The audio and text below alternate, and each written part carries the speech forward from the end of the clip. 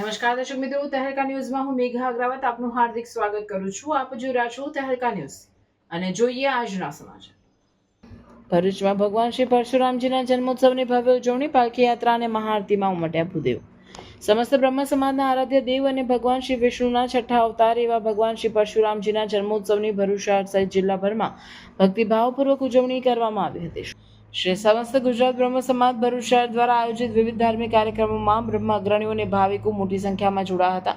ઉજવણીના પ્રારંભે સવારે પૌરાણિક ભૃગુ ઋષિ મંદિર ખાતે ભગવાન શ્રી પરશુરામ તેમજ તેમના માતા પિતાની પ્રતિમાઓનું કેસર સ્નાન અને વિધિવત માતા પિતાની પ્રતિમાઓનું ક્રેડિટ સોસાયટીના ચેરમેન શૈલેષભાઈ દવેના હસ્તે આચાર્ય હરેશભાઈ ત્રિવેદી દ્વારા કરવામાં આવ્યું હતું. ત્યારબાદ સાંજે 4 કલાકે નવા ડેરા સ્થિત શ્રી રાધા વલ્લભ મંદિરના પ્રાંગણમાં મહાઆરતીનું આયોજન થયું હતું, જેમાં ઉપસ્થિત મહાનુભાવો અને ભૂદેવોએ શ્રદ્ધાપૂર્વક ભાગ લીધો હતો. આરતી પશ્ચાત ભગવાનની ભવ્ય પાલખી યાત્રા પ્રસ્થાન થઈ હતી.